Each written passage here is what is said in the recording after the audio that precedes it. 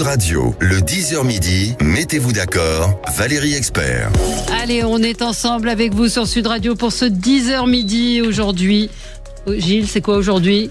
Aujourd'hui, c'est la Coupe du Monde, le démarrage de la Coupe du Monde aux États-Unis, en Amérique, au Mexique et au Canada. Et on va en reparler, évidemment. On va reparler évidemment aussi des suites du drame de l'affaire Liana. Et nous reviendrons également sur les réponses à apporter. Bonjour Félix Mathieu. Bonjour. Et avec vous, c'est quoi le problème ? Est-ce qu'il y a un problème avec cette Coupe du Monde ? On a un invité exceptionnel ce matin, Gérard Holtz, qui est avec nous pour parler de son livre Gueule du foot, joie, fureur, douleur, gloire, les visages qui ont façonné la légende du football. Bonjour Gérard, vous êtes déjà avec nous. Bonjour Valérie, je suis très heureux d'être sur Sud Radio et je vous envoie du seul. Et nous aussi, on est ravis de vous avoir. On va parler foot avec vous dans un instant. Félix Mathieu. Alors non, Gilles, dans le zapping, il y aura du foot, il y aura du foot. Vous savez que la ville de Clermont-Ferrand a décidé de faire un couvre-feu. Alors ça a fait beaucoup parler parce que quand on c'est pour les moins de 16 ans, on a envie quand même de sortir, d'aller voir les matchs. Mais à partir de 18h, les ados doivent rester chez eux. Enfin, couvre-feu pour toutes les personnes en dessous de 16 ans. On parlera également des paris sportifs qui sont en hausse, 0826 300 300 si vous allez parier sur cette Coupe du Monde et si vous êtes un adepte des paris sportifs, l'appelez-nous, témoignez, 0826 300 300. Puis on parlera d'un autre phénomène qui est surtout pour des raisons écologiques. Les femmes demandent à leur mari de faire des vasectomies pour éviter de prendre la pilule. Eh bien, c'est en hausse la vasectomie. Donc on pourra en parler au 0826 300, vous avez vu, c'est éclectique. Oui, c'est très éclectique. La Coupe du Monde, coup d'envoi aujourd'hui, mais la politique, on va voir ça avec vous, Félix Mathieu, avant de parler du jeu, du sport, semble faire de l'ombre justement à l'enjeu footballistique. Oui. Si vous regardez un petit peu les unes des journaux qui sont consacrés au coup d'envoi de cette Coupe du Monde aujourd'hui, effectivement, vous verrez plus la tête de Donald Trump que des ballons. C'est assez frappant quand même pour cette Coupe du Monde. Donald Trump et sa police de l'immigration notamment. L'ICE, est-ce qu'elle va profiter par exemple des rassemblements de supporters des pays latinos pour procéder à des arrestations ? On a des associations là-bas qui veulent organiser des fan zones sans l'ICE, des safe places. Il faut rappeler que c'est la police de Donald Trump, la police de l'immigration. Oui, donc des associations vont organiser comme ça des espaces sûrs, des safe places sans cette police de l'immigration. Donald Trump aussi, on en parle pourquoi ? Pour sa guerre en Iran. Des safe places. C'est incroyable. Oui, des fan zones sans police de l'immigration, ils vont tenter d'organiser ça. Donald Trump, on en parle aussi pour évidemment sa guerre en Iran avec les problèmes de visa que ça pose pour une partie du staff iranien.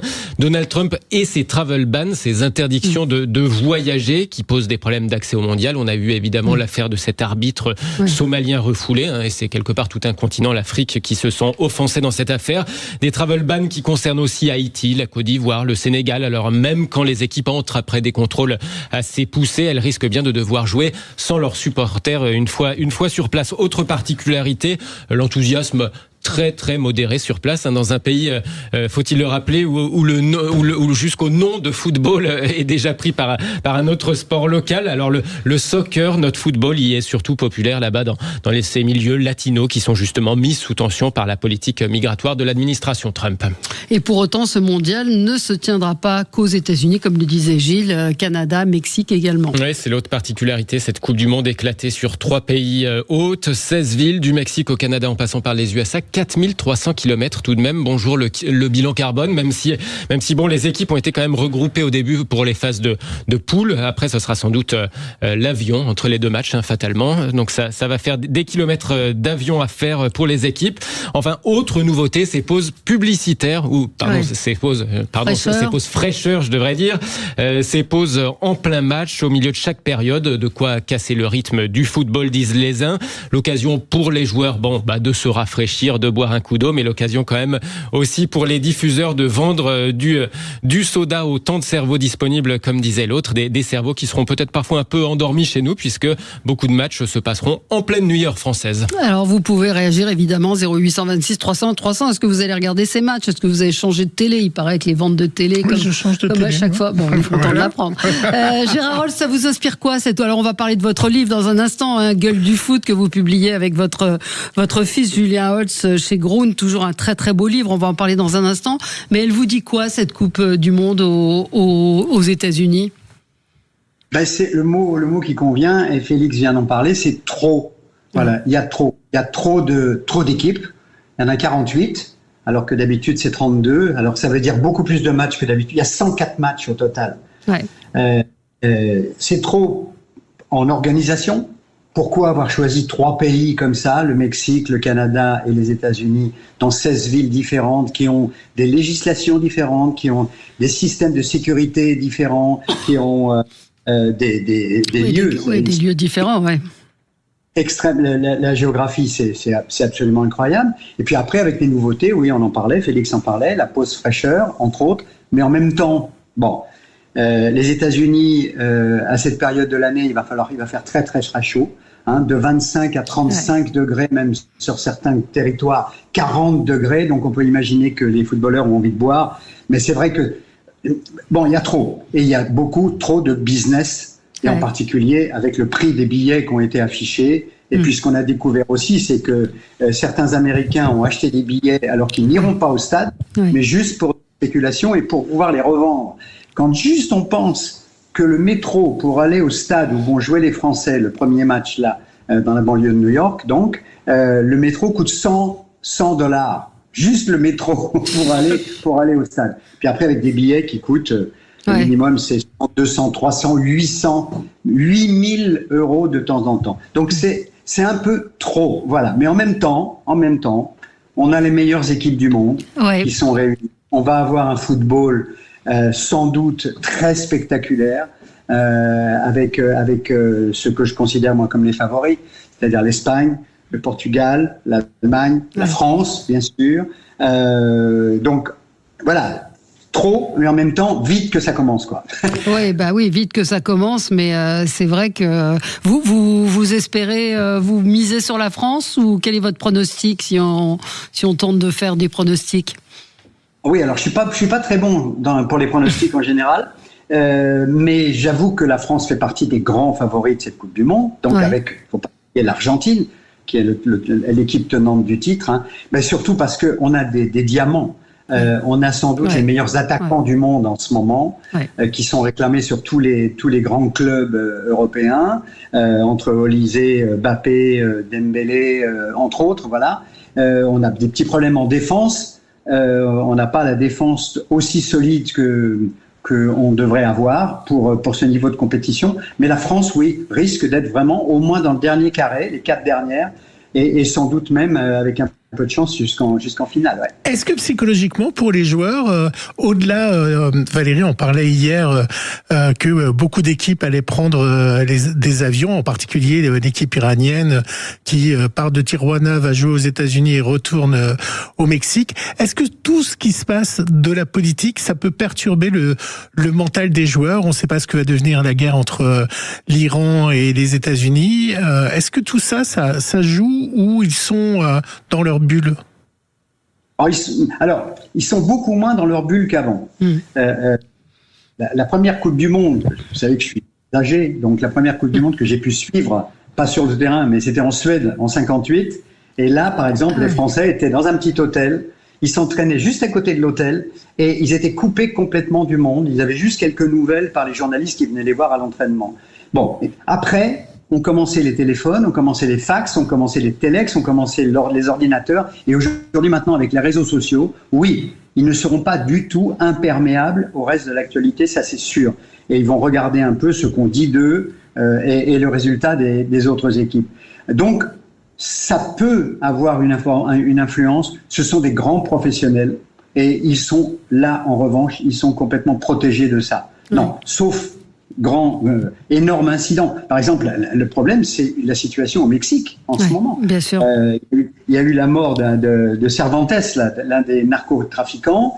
L'armée est intervenue, il y a des opérations militaires. La situation est très très très chaude au Mexique en ce moment, la sécurité. Donc ça, c'est évidemment, ça peut jouer sur l'environnement d'un match. Et puis mais le peuple est contre aux Mexicains. Ils disent que tout cet argent, tous les stades auraient dû aller à des hôpitaux, à des écoles. Il y a eu beaucoup de reportages, en particulier sur France 2 et sur TF1, sur ce sujet. Hein. Bien sûr, bien évidemment, oui. Non, puis après, par exemple, se pose la question de la participation de l'Iran. Absolument. Les États-Unis n'avaient plus de relations diplomatiques du tout depuis 1980 avec l'Iran. Bon, ils n'ont pas voulu boycotter complètement l'équipe iranienne. Donc, Infantino, le président, a dit non, il faut qu'ils jouent. Donc, ils vont jouer. Vous savez, il y a un truc incroyable qui va se passer. C'est le match entre l'Égypte et l'Iran qui aura lieu à Seattle. Ouais. C'est le jour de la fête de la Gay Pride. C'est-à-dire qu'on va avoir Égypte, Iran, le jour où on va fêter LGBT+, dans la ville. Deux pays qui condamnent l'homosexualité. L'homosexualité est illégale dans ces deux pays. Il va y avoir la grande fête en même temps que le match. C'est très ça va être intéressant de voir effectivement comment les choses vont se dérouler. C'est quoi votre sport préféré, le vélo ? Gérard Rolls, je parle pas à pratiquer, hein, celui pour lequel vous avez eu le plus de plaisir à commenter et que vous avez aujourd'hui le plus de plaisir à regarder. Non, c'est l'amour. Ah, l'amour. De très loin. De très très loin. C'est l'amour. Restons, ouais.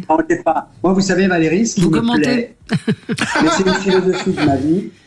Ouais. J'ai pas entendu votre réflexion. J'ai dit vous commentez. Je vous ai demandé, j'espère que vous préfériez commenter, pas pratiquer. Donc vous commentez. Je commente aussi. Oui. Vous faites les commentaires aussi. Non, ce que j'aime le plus, moi, c'est la compétition. Ah, d'accord. Pour moi, c'est un des moteurs de ma vie, la compétition. C'est-à-dire que malgré ma petite taille, malgré mon âge, malgré mon manque donc de beaucoup de choses. De culture, de choses comme ça. Bien sûr. Bref. Bien sûr. Que j'aime, moi, c'est les défis. Ouais. Moi, ce que j'aime, c'est les défis. Toute ma vie, il y a des gens qui ne comprennent pas ça, qui vivent sur une même ligne. J'ai mon copain Claude Sérillon, par exemple, il a beaucoup de mal à comprendre que dès qu'on me donne un défi, je vais tout faire pour réussir. J'avais un poster dans ma chambre et que j'ai emmené dans mon bureau pendant des années. C'est l'extase.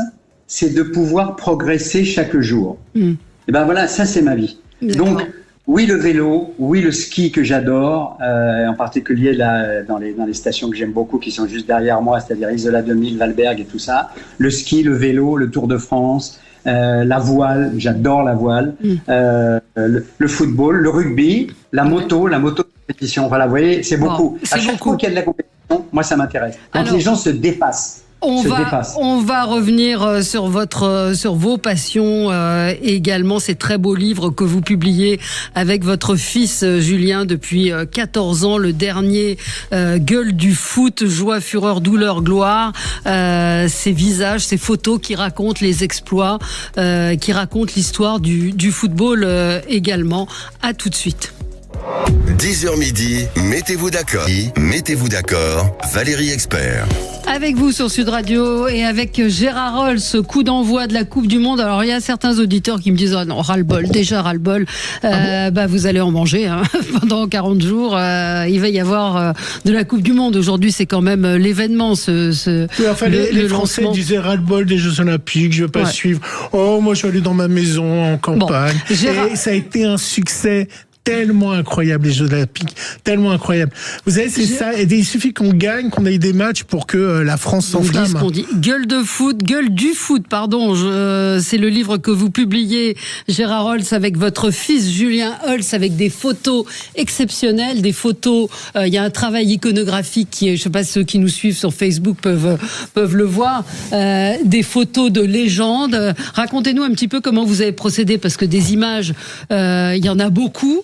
Donc vous êtes parti, c'est ce que vous racontez dans la préface, des photos qui sont l'occasion de raconter une histoire qui nous fait rentrer un peu dans les coulisses du football.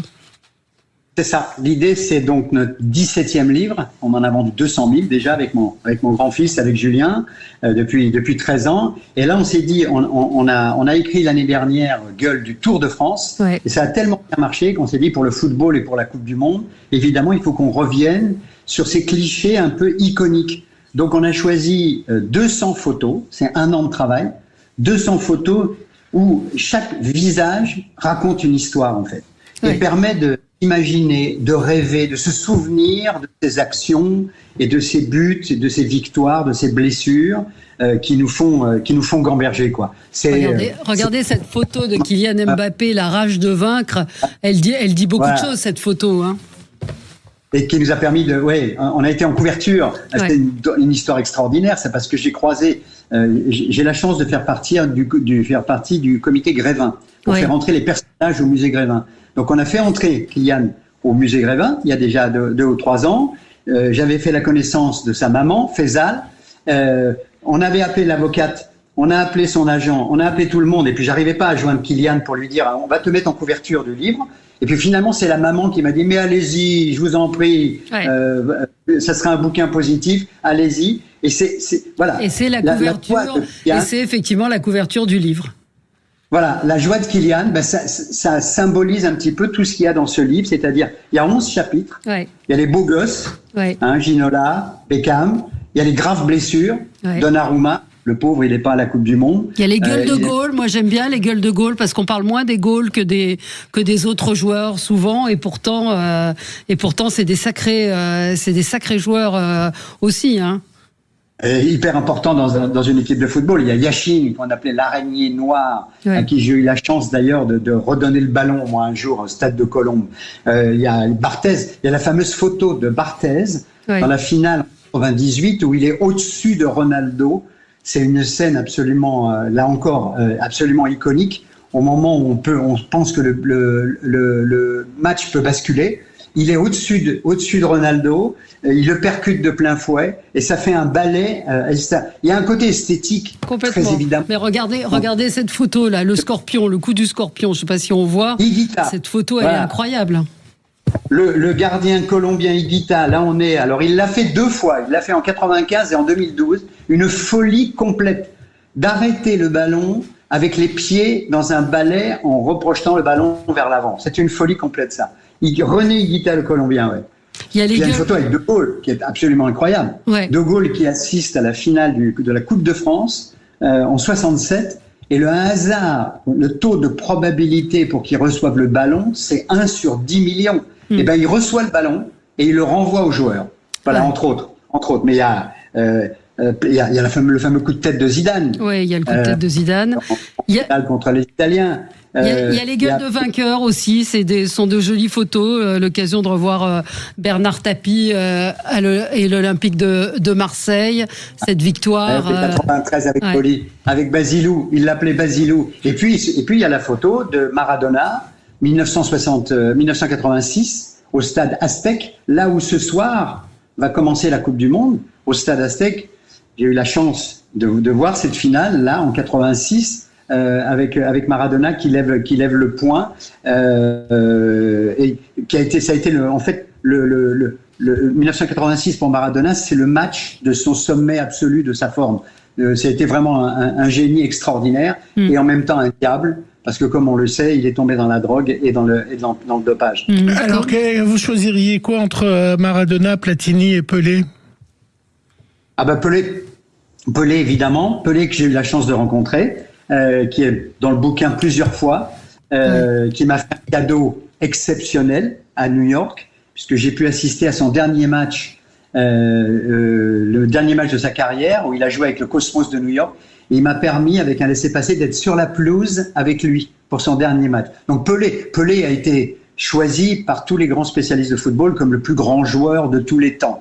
Mais c'est vrai que l'adresse technique de Maradona, avant qu'il ne plonge et qu'il grossisse et qu'il craque, l'adresse technique était absolument magique. Ça, Et c'est sûr. comment vous travaillez avec votre fils et comment vous avez travaillé pour ce livre? Parce que des photos, il y en a des centaines. D'ailleurs, il y a un auditeur, Stéphane, qui demande comment on gère les droits de ces photos pour un livre comme ça. Ça coûte cher en droit, les photos, et comment vous les avez sélectionnées?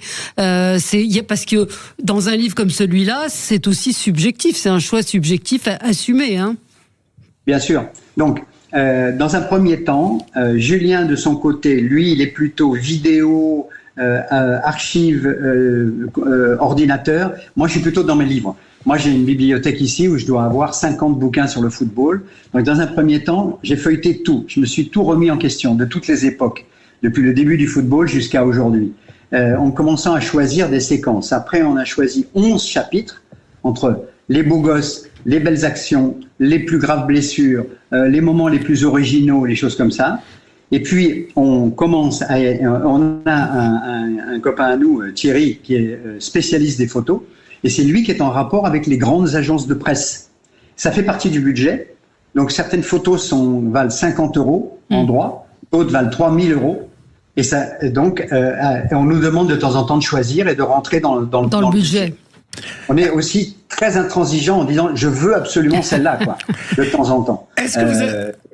et pas une autre. Est-ce que vous avez un cérémonial pour regarder le foot? Alors, est-ce que ce soir, il y a votre chaise préférée, vous faites un plateau avec des copains, vous préférez être seul? C'est quoi le cérémonial pour regarder un bon match de foot? Alors déjà, c'est d'avoir notre livre sur la table basse devant. Ouais. Gueule du foot, c'est formidable parce que ça va, on va se souvenir. Il y aura un tir ou deux. Hein, ils jouent ce soir, Mexique, Afrique du Sud. Par exemple, le record pour l'instant, là, avec l'équipe du Brésil, c'est 137 km/h, la vitesse du ballon. Je ne sais pas si ce soir il y aura un joueur qui va tirer aussi vite. Mais parce que vous avez vu dans le ballon, il y a des capteurs maintenant. On va tout savoir. Et oui, Gilles, vous connaissez tout. Bravo. Oui. Cette année. Ouais. Valérie, cette année, on a un capteur dans le ballon. Donc, on va avoir des données supplémentaires sur la trajectoire des ballons et sur leur vitesse. C'est assez extraordinaire dans le ballon Adidas qui a été choisi cette année. Et donc, vous allez le regarder. Alors, votre cérémonial. Vous le regardez où? Alors, cérémonial, il n'y en a pas. Parce que la première des choses, moi, je continue à chaque fois que c'est possible d'aller au stade. Là, c'est pas possible. Moult fois, non, là c'est pas possible, parce qu'en plus après il va y avoir le Tour de France. Oui, tous ceux qui sont sevrés de sport là, on vient de quitter Roland-Garros, on enchaîne sur le football et ensuite il y a le Tour de France. Et le Tour de France féminin qu'on va pas oublier et qui arrive à vive les femmes. Bon, alors cérémonial. Ce soir par exemple, je suis avec mon fils, avec mon plus jeune, avec Antoine. Oui, on va se mettre dans le canapé. Moi je suis au jus de fruits, lui aussi d'ailleurs. Composition des équipes, toujours sous les yeux, un petit carnet, je note beaucoup de choses. Ah oui. Et si possible aussi, après de temps en temps, on est rejoint par des copains et puis on se téléphone à la mi-temps. Qu'est-ce que tu en as pensé? Moi j'ai 2 ou 3 repères, par exemple, j'ai mon copain aussi, Rudy Garcia, qui est l'entraîneur de l'équipe de Belgique, que j'ai de temps en temps au téléphone, en temps dit tactiquement et techniquement, qu'est-ce que tu en penses? Voilà. Un petit peu de saucisson quand même, non? Non, point. Non. Vous êtes sportif. Parce que le lendemain, sinon il faut faire 50 km de plus en vélo. Merci Gérard, merci d'avoir été avec nous. Gérard Holtz et Julien Holtz, Gueule du foot, c'est bientôt la fête des pères. C'est un magnifique cadeau, joie, fureur, douleur, gloire, les visages qui ont façonné la légende du football. C'est paru aux éditions Grund. Merci infiniment Gérard d'avoir été avec nous. C'est toujours un plaisir. Un petit sujet de discussion pour vous, Valérie. Sujet de discussion. Allez-y. Il y a 52 arbitres pour la Coupe du Monde. Et il n'y a que 6 femmes. Ouais. Vous trouvez ça normal? Moi, je trouve pas ça normal. Non, c'est pas normal. Vous avez raison. Il devrait y en avoir plus, mais on va mettre ça sur la table. Débat. Merci à vous, Gérard. Bonne journée. Bonne Coupe du Monde. On se retrouve nous dans un instant pour commenter l'actualité. À tout de suite. 10h midi. Mettez-vous d'accord. Sud Radio.